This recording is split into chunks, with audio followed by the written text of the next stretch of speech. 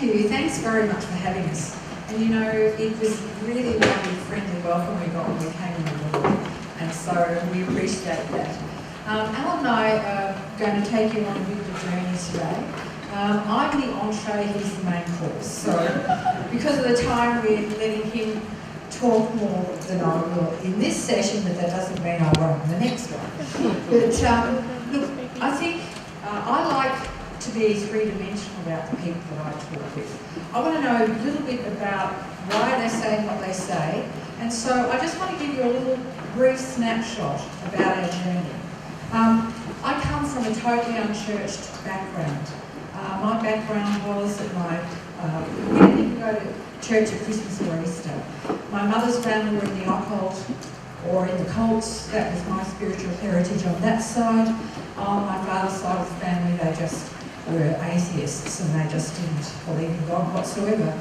And so it's very interesting that I met this guy at high school who came from generations of Christians. He's a fifth generation Australian. His family came out from Europe because of religious persecution. And so I met up with this guy at high school. God somehow put us together, and it's been a journey, it's been a delightful journey of what God's done. I never intended to marry a pastor, for those of you who are pastors' wives. I actually married a school teacher. And when we started as volunteers in our Lutheran church as youth pastors, we were still teaching there. And but during that time, we opened our home for 5 years for the kids from the local high school, because we felt like these kids knew nothing about God. One of them challenged us one day and said, if these things are true, why doesn't someone tell us? And so in our brand new home, we opened it for 5 years. On a Friday night, used our own home as a drop-in centre with our 3 young kids. And many kids came to the Lord during that period. On our last year of doing that, 30 of the senior students were baptised in our backyard. And many of those kids, well, they're not kids now, but they're in full-time ministry. We went from there to Bible college with our 3 young kids. And then we were youth pastors in a Pentecostal church for 5 years. At the end of that time, we were called to a Church of Christ, which was the Mount Evelyn Christian Fellowship that became Careforce Church. During that time, Al did his doctorate at Denver Seminary in the States, and so we've always been about growth. And amongst all of that, you can talk about the journey of life, the things we've learned, the issues around managing pastoral care with a family. The fact is that there is criticism, there is hurt. There are things that happen to us that nobody else can really understand, other than people who actually do what we do and pay the price. But I look back on it, and I haven't finished yet, I might add, that it was worth every single one of it. I can remember the times being in our bedroom and crying, and the things that we do that try and help us and bring us closer to God in that whole process, and remembering why we're doing what we do.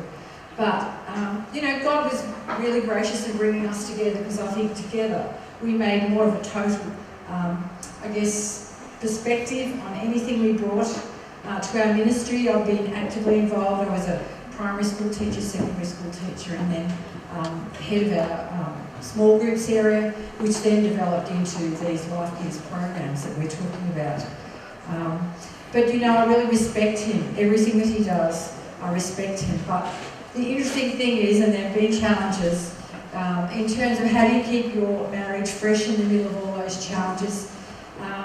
You know, God put 2 leaders into one house. I don't know what he was doing.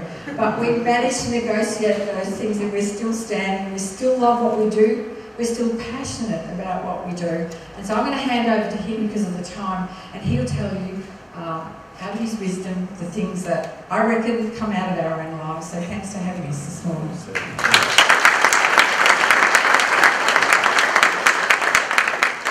Thanks, Rita. Bless your heart. If I press that, will work? How does that go? Very good. I'd be glad to just make this whole thing interactive. Why don't you just interrupt me at any point and we can dialogue what we're talking about, because there's a whole range of things that we could discuss under this heading of resilience. And there have been some key moments that we do want to reflect on with you. Family challenges, how did we survive those? Moments where things happen in ministry that break your heart, how do you recover from those? Just the challenges of running a church in a war zone, which is what Christianity is. We are not in a morally neutral universe. We are involved in a war. And that war is constantly at your doorstep when you are a leader. Jesus put it this way: strike the shepherd and the sheep are scattered. So the shepherd is always at the pointy end of the spear. Moments where decisions about fasting and prayer have changed the outcome of our life. The privilege of doing a doctorate, I think part of resilience is this whole issue of professional development. I think the doctorate I did with Denver Seminary undoubtedly was probably the most enriching and significant element in the years that I spent the last decade or so at Careforce in just lifting my whole contribution as a leader to another level, and it was extraordinarily valuable. So we're going to kind of wander. I want to start with the issue of stress. Psalm 13, how long, O Lord, will you forget me forever? How long will you hide your face from me? How long must I wrestle with my thoughts and every day have sorrow in my heart? How long will my enemy triumph over me? Look on me and answer, O Lord my God. Give light to my eyes, or I will sleep in death. And my enemy will say, I have overcome him. And my foes will rejoice when I fall. That's a great psalm. It's a psalm about the pain of prolonged pressure, when the pressure does not release or relent. It can happen in work, and in the congregations that we serve, there will be people who are living this experience, and everything that we survive and come through in ministry is always intended to help people who are living that same pressure but in a different environment. It happens in family life, it happened in ours. I mean, the experience of having my youngest son hooked on marijuana and the pain of the unfolding years where he was expelled from 3 high schools in 3 years is not the kind of pressure that gives up in 2 or 3 weeks. This went on for us for 4 solid years, and it's relentless. Golf, if ever you are lacking in pressure, you should take it up and provide plenty for you and teach you many words that are not written in the Bible. And ministry itself is an ongoing experience of prolonged pressure. We've been created to manage challenges by God, and we've been created to manage emergencies, and short-term challenges are actually good for us. And we are designed to handle them, and we've been given resources within our psychology and our biology that have been presented to us by God for the purpose of managing periods of significant pressure. The bodily system, for example, has the capacity to create natural steroids. If only Essendon Football Club had just confined itself to the natural steroids, they would have been much better off.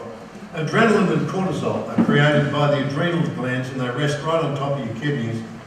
The glucocorticoids, they're hormones, and all hormones are messengers. They carry messages from one part of the body to the other and give it information or instructions about what to do.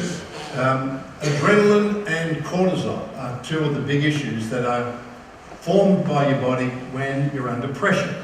Adrenaline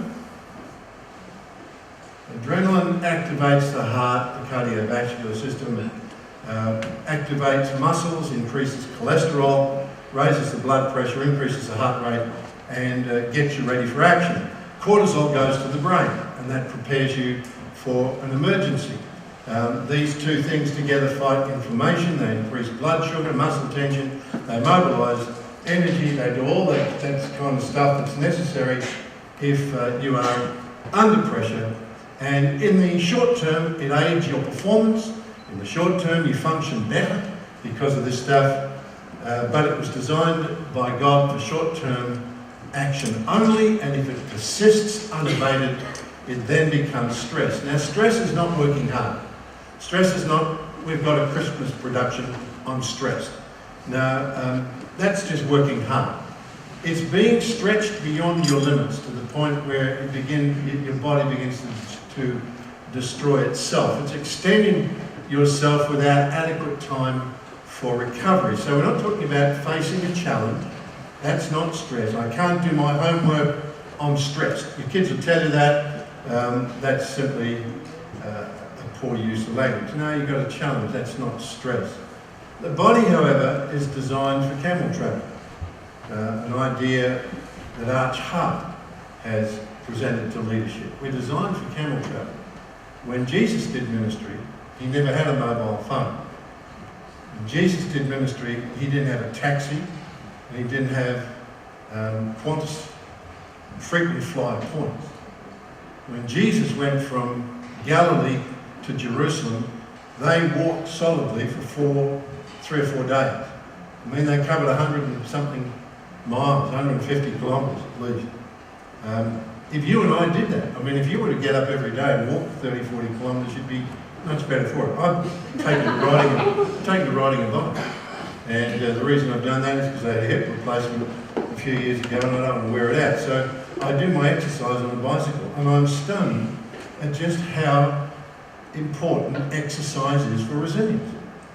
And it's one of the things that in a busy life is just so easy to neglect. You just lose the pattern of really working your body hard. I've joined a gym. I go about 11 o'clock at night because no one else is there. Well, there's a few there, but you don't have to fight with people for the machines. And I love to get on my bike and ride. Yesterday I did a 46-kilometre ride to get ready for you here today. So if at some point I nod off, just give me a poke, I'll come back, I'll be really good for you. Stress is over-arousal of your adrenal system. It results in elevated levels of circulating adrenaline. You've been designed for emergencies. Emergencies are supposed to stop. We have, however, created, especially in Western civilization, an emergency lifestyle. We stimulate or create artificial emergency. Just owning an iPad and having an iPhone, and I got one in my pocket. I felt it buzz 2 times already since I've got up here. I can't wait to get down and find out what that was all about.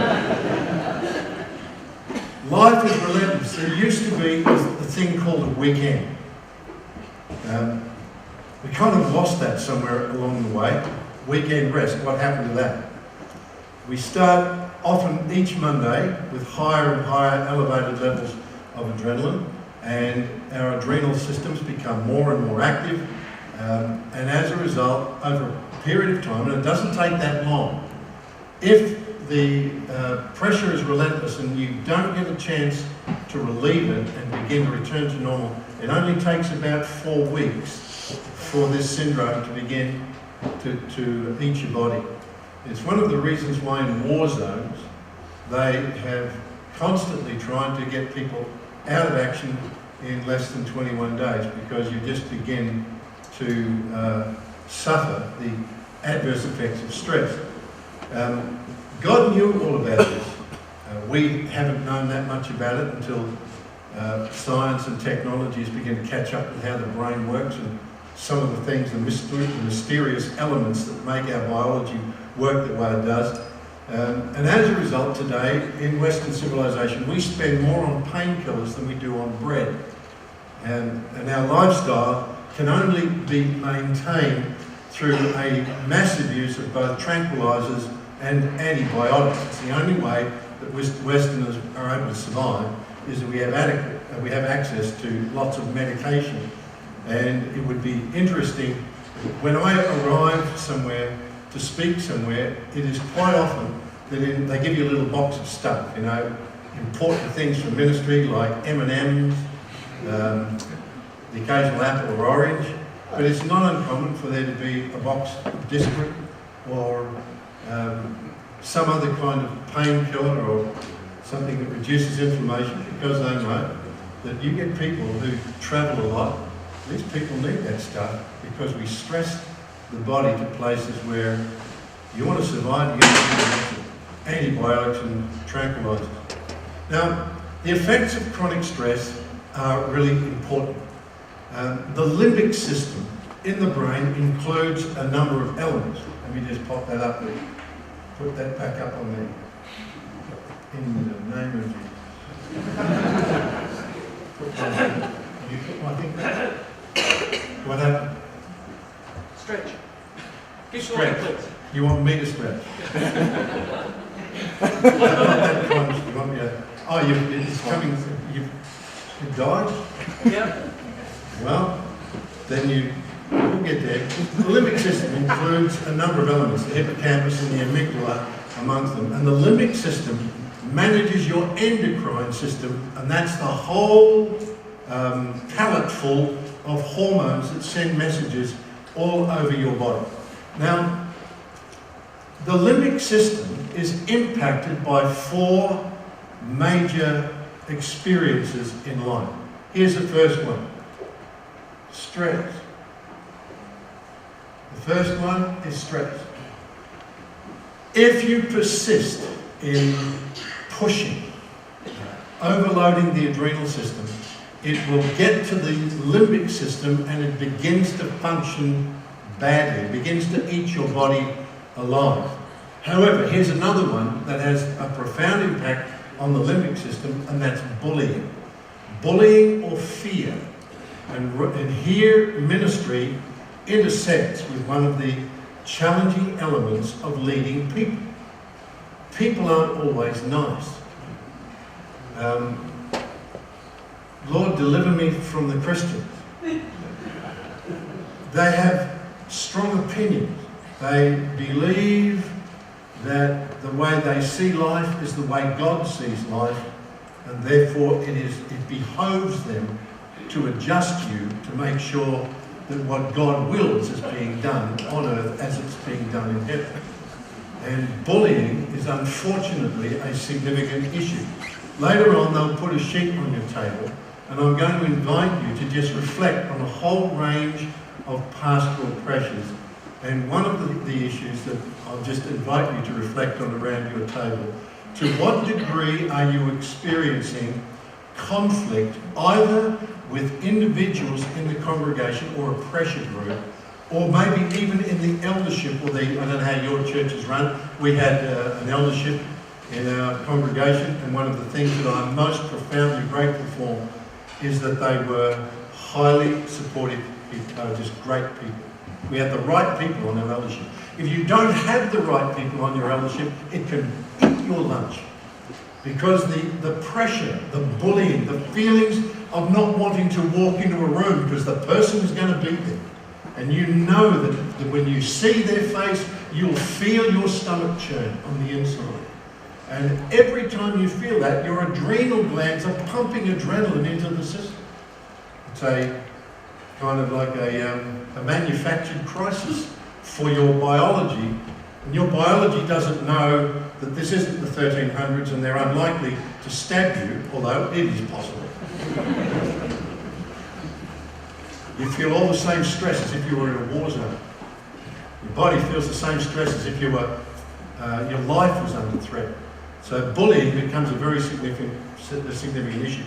Here's a third thing that impacts profoundly on the limbic system, and that is feelings of inadequacy. And I invite you to reflect on that. I led a church for 26 years. And there is no question that there were seasons during those 26 years where I felt like I just didn't know what I was doing. And people would come to you. The question I think I hated the most is when people would come to me and say, "Where is the church going?" Well, how do you answer that? We're not going anywhere. We're right here in Mount Evelyn. We're not moving. No, we're staying here. No, where is the church going? Well, we're going on to glory. We're going to heaven.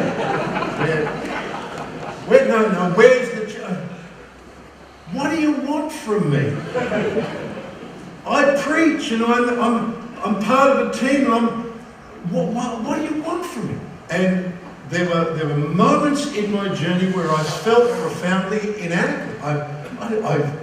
My pump is dry. I'm pumping, but I have kind of felt that flood of profound enthusiasm, and I know what God's saying. He's right here in this chapter, and for the next 8 weeks, God's going to be changing. There were times when I did not know that. And in those moments, the feelings of inadequacy are again, that as far as your body is concerned, it's a life and death crisis.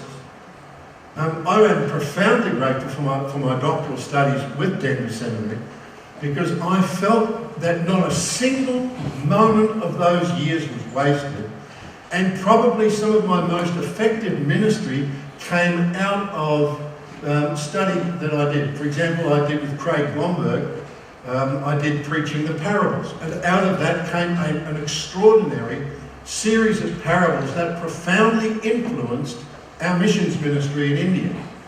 Now, I wasn't the prime mover of our missions ministry in India. We had a full-time elder for whom that was his passion. But that series of parables profoundly helped him in his area of ministry. And over this span, you feel like you're the king of the world. Jesus is revealing his heart and his passion and his spirit to me, and you feel confident and full of faith, and then comes another season where you don't. And if it continues long, then it can damage your health. It'll take you out. And the question then becomes, to what degree do you at times struggle with feelings of inadequacy? I've got a job that's bigger than me. Well, obviously. I mean, even the Apostle Paul said, who is sufficient for these things? Nobody's sufficient for these things. But there are times when you feel that intently, and if it continues over an extended period of time, it'll damage you. And it's important to find ways through those moments, and we'll discuss those a little later on, because I'm still here. I'm relatively sane and kind of relatively healthy.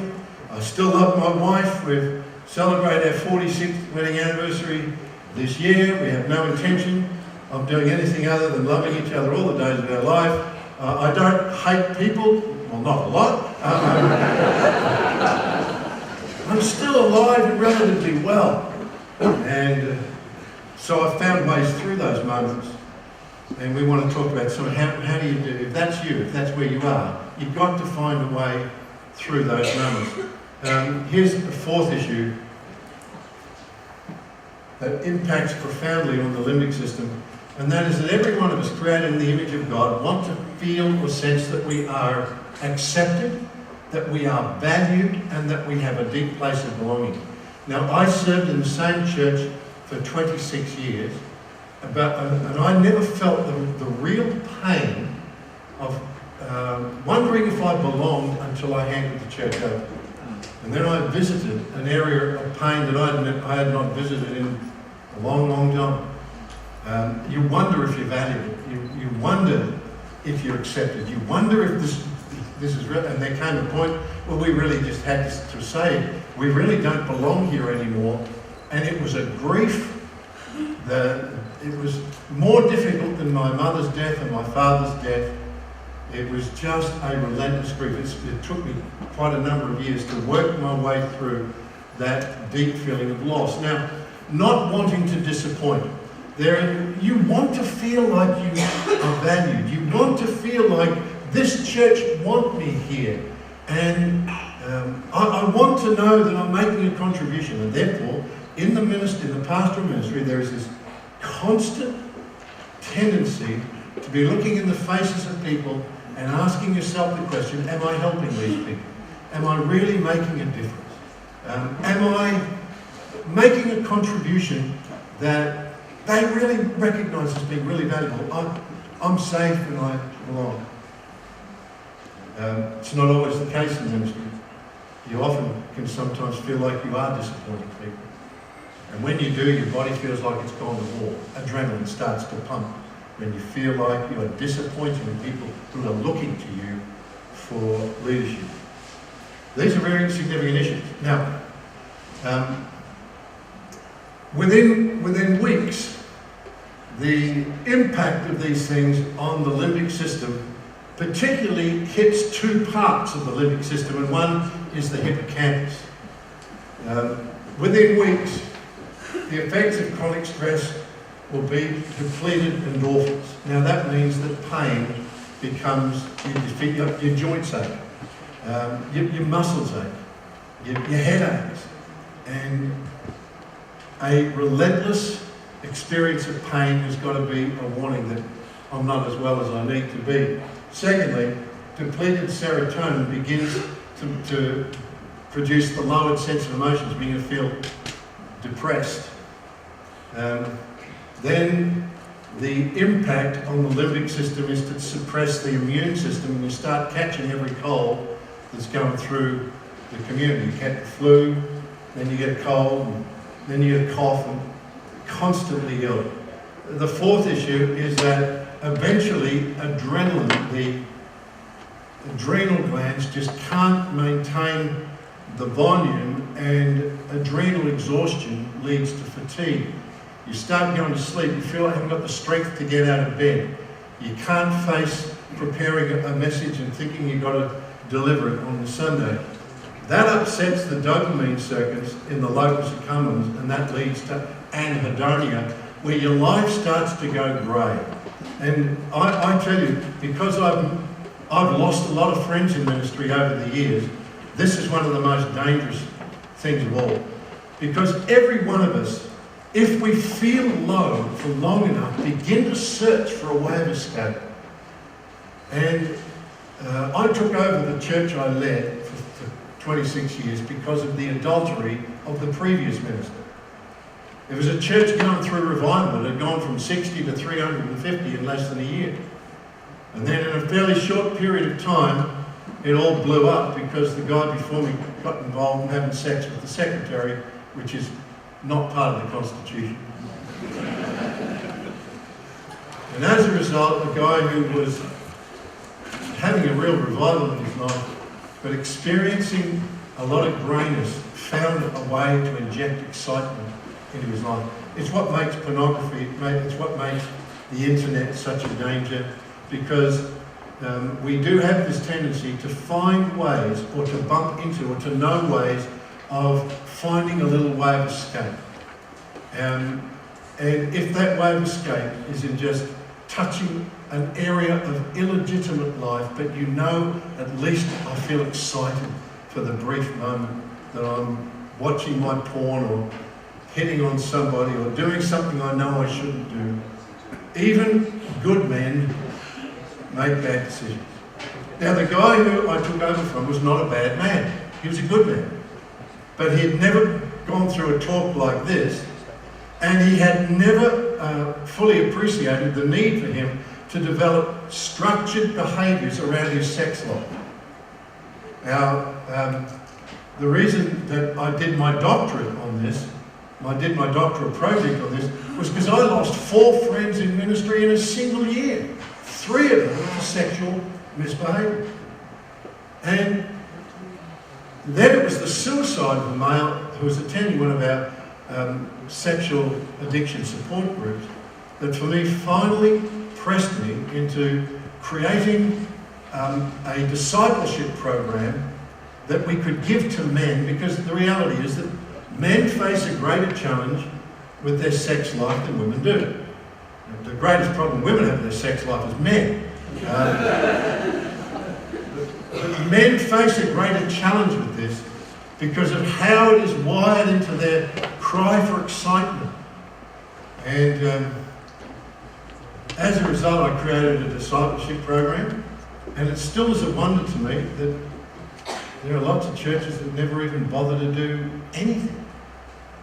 And yet, it's not just pastors that experience stress and all this stuff, it's the people in their congregation. 95% of all sex crimes are committed by men against women and children. You'd think the church would be really active in this area, and often it's not. It's totally silent. And partly because we have no tools, well, I've created a tool, and if you don't use it, I'll come to your house and talk to you. But I did that because I watched what was happening to others, and I'd felt the pressure in the kitchen in my own ministry. I know what it's like to feel an attraction to someone in the congregation that is not my wife. And because I'm willing to say that out loud, people often want to do my program because they say, well, gee, I felt that, but I would never want to say that out loud. Do you know why I felt free to say that? Because I was discipled in ministry by a man's man, Pastor Helen. He was the youngest colonel in the Australian Imperial Forces in the Second World War. He was on the MacArthur's planning staff for the retaking of the Pacific. He's someone who killed people in hand-to-hand combat. And if you're his youth pastor, I tell you what, that makes you take the person very seriously. He was a man's man. He was a godly man. He was one of those inspirational figures that has marked my life. I will never forget sitting in a leadership group one day when he talked about his own libido, because his wife died really young. He was 17 years a single man, and he talked about how something could be done or said, or someone he could see could inflame his sexual passions, and it would take him days to get it back under control again. And when he heard it, was the first time I'd ever heard a man say something honest about his sex life in my entire life. And I thought, well, man, Pastor Hal, if you can struggle with that, I understand myself. And rather than beating up on myself, I just want to find out ways of managing that well, because I never want to break that little girl's heart. I never want to break her heart. And I know what it means to look in the eyes of a congregational group who were in the midst of revival, and you come and you're the next guy, and you know they're looking at you saying, well, when are you going to break your heart? And I think, I'm never going to break your heart, so I'm going to walk in a straight line all the days of my life. But I understand the heat in the kitchen. And as a result, we need to recognise that this issue of anhedonia, of losing your joy in life, everything's grey. But you know there's one spot where you can touch the bright lights, and you can feel excited all over again. And those become the most dangerous places in your life in ministry, because it's not just for you a disappointment, it's a crisis for a whole community of people when we misbehave. And then, of course, comes this issue, the depleted benzos, the dysregulation or the disruption of the amygdala. Now, I'm not a brain expert, I just can read and tell you stuff. But the amygdala, brain scientists tell us, is the seat of our emotional learning, particularly in childhood. And it's where we learn to process emotions. And as a result, in the amygdala, if you stimulate the amygdala, the two big emotions that are up are fear and anger. Now, when you mess up the limbic system with stress or bullying or feelings, and it just goes on, eventually the hippocampus begins to shrink, and the hippocampus has a lot to do with taking short-term memory and helping you to commit it to long-term memory. And one of the ways you can tell that you are damaging yourself is you find yourself sitting at your desk and your brain is just running around like a rat in one of those wheels. And you just can't stop thinking about certain things. You just get this round and round, and you can't remember things you want to remember, and you can't stop thinking about things that you wish you could stop thinking about. And there's something, well, that's the hippocampus, it's shrinking. And under stress, the hippocampus in your brain can shrink by as much as 23%, and it is largely responsible for helping commit short-term memory to long-term memory, and kind of clearing out, if you like, the cache in your brain so that you can actually read and take in new stuff. You're sitting there, you're reading your Bible, you've read the same verse 6 times, and you can't seem to make any sense out of it. You need help. And it's just an indicator that something's got to happen. I've got to get back to health because my brain's just not working right. The second thing is that when you disrupt the amygdala, childhood irrational fears begin to emerge. And you find yourself having outbursts of anger, and you find yourself not handling the pressure really well, and childish responses can begin to emerge. You get very irritated with people very quickly. You want to just withdraw and hide yourself. You don't want to come out. Outbursts of temper, poor sleeping habits. In Japan they call it karoshi. My husband died at his desk. Oh, very honourable. That's stupid. Don't die at your desk, at least die on a golf course. Now, enough, I'll give us some solutions. Right. Psalm 13. How long, O Lord, will you forget me forever? How long will you hide your face from me? How long must I wrestle with my thoughts and every day have sorrow in my heart? How long will my enemy triumph over me? Look on me and answer, O Lord my God. Let light to my eyes, or I'll sleep in death. And my enemy will say, I have overcome him, and my foes will rejoice when I fall. But, here are some solutions. I trust in your unfailing love. My heart rejoices in your salvation. The question is this really how it works for you? You've got to find a way to make this work, because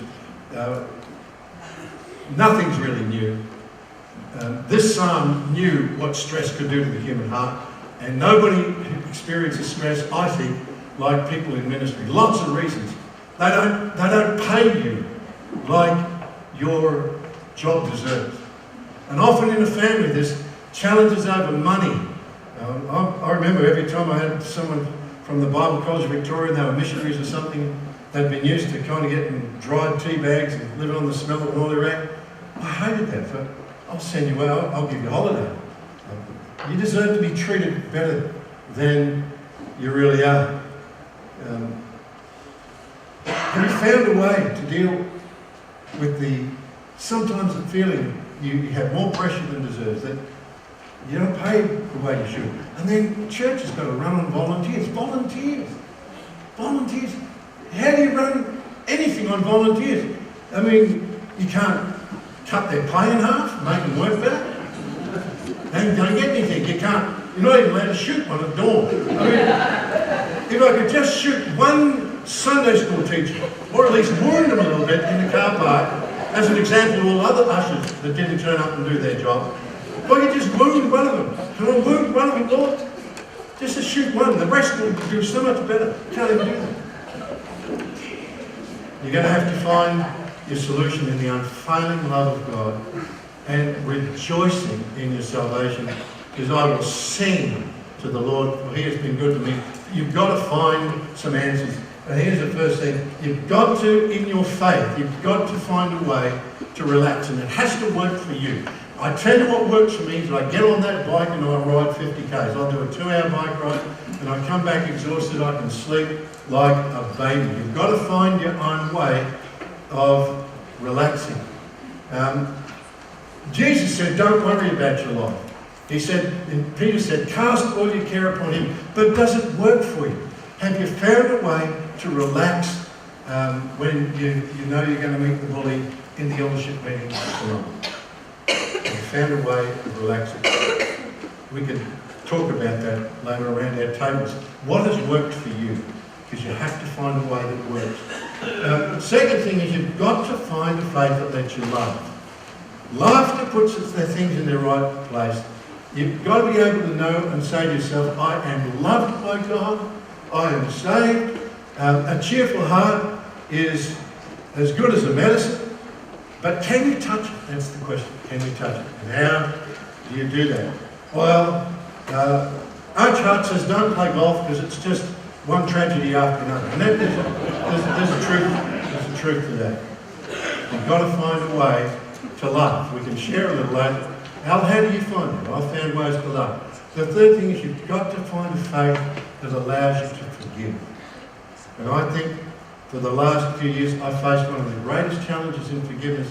I always thought forgiveness was easy until I handed over my chest and it didn't work out the way that we had all planned for it to work out. And I had not understood how much grief plays into the issue of forgiveness. In fact, I only kind of really, for the first time, spoke on that this year, where I began to understand that what I felt was unforgiveness wasn't unforgiveness at all. It was just recycling grief, handing over a church I worked at for 26 years and watching the entire thing change direction and just go down a pathway that ignored all the good stuff that we'd ever created over 26 years, just left it behind. And it was grief, and I had to learn to take my loss to Jesus. Jesus said, it's your church. He says, Al, look, how about you just leave that with me? And I had to realise it's not unforgiveness, it's grief that I'm dealing with, but grief will suck you back in to the pain all over again. Now you feel like you're doing the trip all over again. You've got to find a faith that allows you to forgive. All anger is adrenaline driven. You're driving the adrenaline again. And unresolved conflicts elevate adrenaline and they keep you in a high state of arousal. People in the church who can help resolve conflict are the most wonderful people. You've got to find people who can help resolve conflict and produce out of that forgiveness. The Bible says, be imitators of God, therefore, as dearly loved children, and live a life of love just as Christ loved us and gave himself up for us as a fragrant offering and a sacrifice to God. I had one elder who was really good at getting people in a room and getting them to tell the truth to each other. He was really good at it. He was as straight as an arrow. He was a Dutchman, so he wouldn't give in on you. Relentless. Dutchies, the one thing about Dutchies, they just never quit. And he would just do that job. He was so honest himself, transparent, and get people over, and he'd make people get to the issues and bring things to resolution.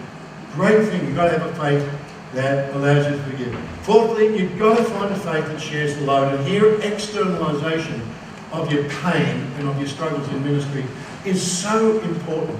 Why does psychotherapy work for people? It's not always about the idea or the theory at the back of a psychotherapeutic approach. It's simply that people get to talk. They get to say stuff out there. Freud's daughter had someone talk to her for 30 minutes, thinking that she understood what she was saying in English, but she didn't. And they walked away saying how helpful that discussion had been. All she did was nod and groan. And after 30 minutes of talking, the person feels like they understand the issue better, walked away, said how helpful she was by the process. Freud's daughter never understood a word that was spoken in the conversation.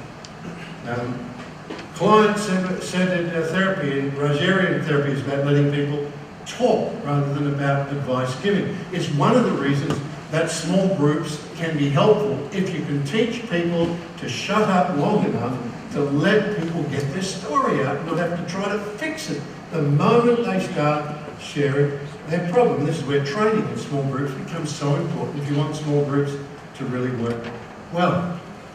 The answer of community and small group relationship, praying out loud. One of the things I learned in Bible college, I went to Pentecostal Bible college where they yelled a lot, and I discovered that it can be really helpful to yell. One of the ministers that talked to us about prayer one day said, when you feel cactus on the inside, go out in a paddock and yell to God. And I did it one time. It is remarkably therapeutic. Oh God! And it just kind of blows the old thing. They don't want to do it in, like in the bedroom or in the vestry. People think people are being damaged in there. But if you can find a place where you can get the load out, externalise it, talk to somebody. Don't just ruminate over stuff. Talking helps profoundly.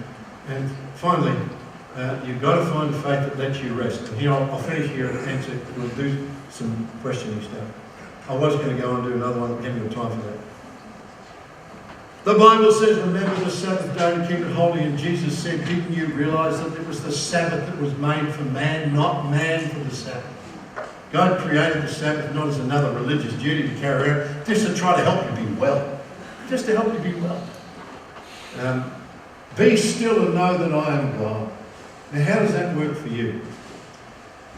I discovered when I first went through this stuff that I got this from Archibald Hart, one of the doctoral classes that he did.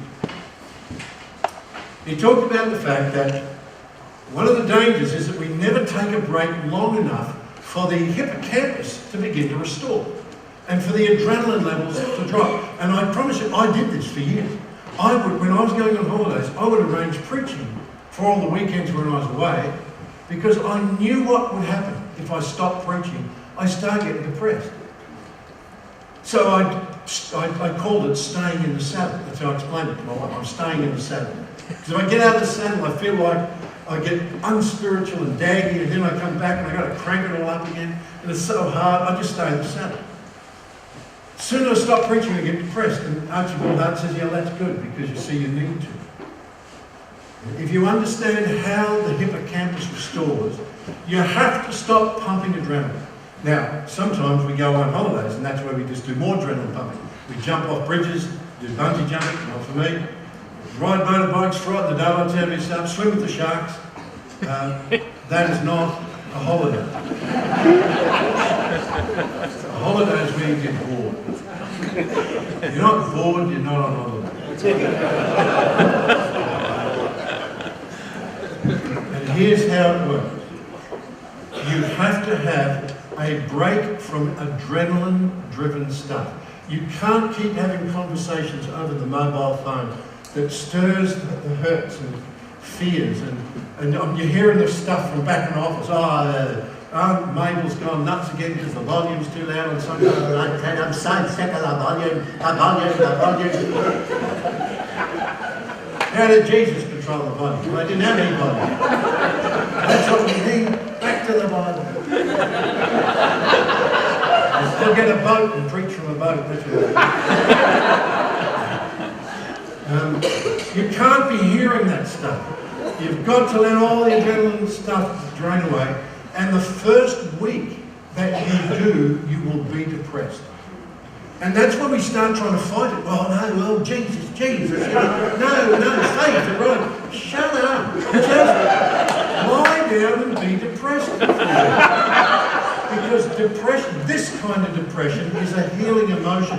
The adrenaline levels are falling and you're crashing.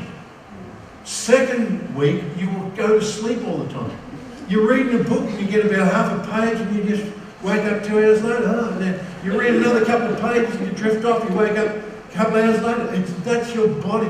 And over the next week, as you sleep, the hippocampus is restoring. It's starting to download those relentless little mind cycles you just couldn't resolve. And the third week, you will begin to feel little sparks of hope and life, and little bright ideas. I reckon I'll do a series on the Sermon on the Mount again. You start to get fresh ideas. Your hippocampus has removed all of the wheels that stop churning, and it's emptied itself out, and it's beginning now to be able to function with some creativity all over again. And when I got my staff together, we had a look at it, and nearly all my staff, including me, had a tendency to take our holidays and break them up like into 1 week blocks and put them alongside a long weekend and turn it into like 10 days. And that's how we were doing our holidays, spread them out. And I said, you must take at least one complete three week break in your holidays. You can't break it, and we did that ourselves. And I went away with Helen to Noosa, and we kind of experimented. The first time I just shut the phone off, I wouldn't do emails, and for 3 solid weeks, and the first week I was depressed.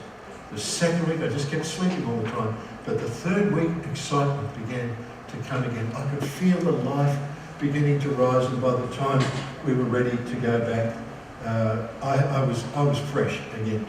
Okay, we better stop. That's kind of enough. I hope that wasn't too much, but it kind of introduced a few things. Would anyone like to out loud just call out a question before we go to the table thing? Which I think, does that start now? Or does it start at 12 o'clock? So who's got the 12 o'clock? Right, we've got a few minutes. Ask me anything you like, and I'll lie to you. Yeah, up to that. I have a cheap mobile phone that goes on holiday with me. My work phone doesn't go. Good girl. And only my family have that number, and the guy doesn't know. That's a great thing. So you only have the conversations you want to have, and that's wonderful. Anyone else want to make a comment? Or, yes.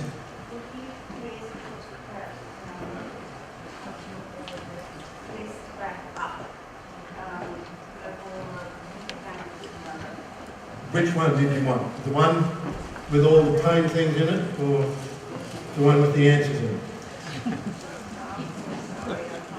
The one where we okay, go back to that slide where it's about depleted endorphins and depleted serotonin. That kind of stuff. Pop that one back up again.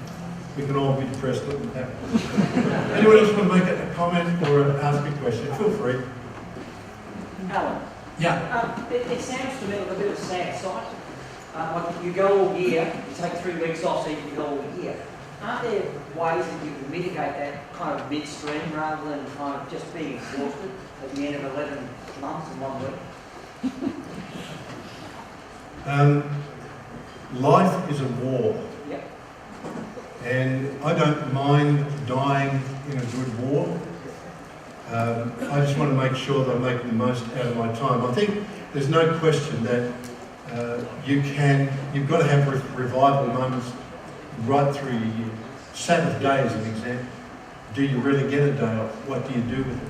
How do you spend your day off? Do you realise that God gave Israel 5 weeks holiday a year? Maybe all elderships could think this one through. Not only did God give Israel a Sabbath day, He gave them 5 weeks holiday every year. They got 1 week for the Feast of Passover. Then 7 weeks later, they got the Feast of Pentecost for 1 week. Then 4 months later, at the end of harvest, they got what's called the Feast of Weeks, and it was a 3-week break. How interesting.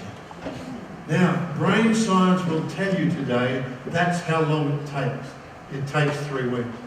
And God said to Israel, take off a week and celebrate the cross. Take off a week, celebrate the Spirit. Then take off 3 weeks and celebrate a good harvest. We've worked hard. We brought in, we've done something significant. And that was God's way of managing His own people. And if you can get your eldership to realise that 5 weeks holiday is actually godly, and that's a really good thing. Now, you may be able to share later on some insights you may have. I'd be very glad to hear. Because all I can tell you is the journey that I've walked and the stuff that I've gleaned over time. Yes? I'm curious from the pastors here in this bit of office, how they actually take their Sabbath. And pastors don't get Sunday off. And so they don't have that day as a Sabbath. And knowing that that's a biorhythm that God has put into us to honor the Sabbath day, to keep it holy. You know that's part of our biorhythms that God has set because of the sacred rhythms of life. So how do these pastors in the city do that? It's a great question. I'll tell you what I did. And that was, I took every Wednesday and I played the comp at Eastwood Golf Course. I just wouldn't let anything interrupt that. So Tuesday night, I didn't want to take Monday off because you're depressed. And so the weekend's hard and you wake up Monday morning and you wonder if you'll live. And so you don't want to take that as a go. I never took off Friday because some ministers do. I'm a crisis manager and I was still in crisis on Friday with Saturday and Sunday coming. But by Monday we would have our staff meetings and Tuesday I would just fix stuff up from the weekend and by Wednesday I'm ready to just take a whole day. We go to the movies, I play golf with them, we go to the movies, go to have a meal, have a dinner. So Wednesday was my day and I just made sure that nobody missed that day. Everyone's got to find the thing that works for them. Okay, bro, over to you. If that didn't work, then that's bad luck, but if it did, then I'm happy. It's just short of affirmation for this.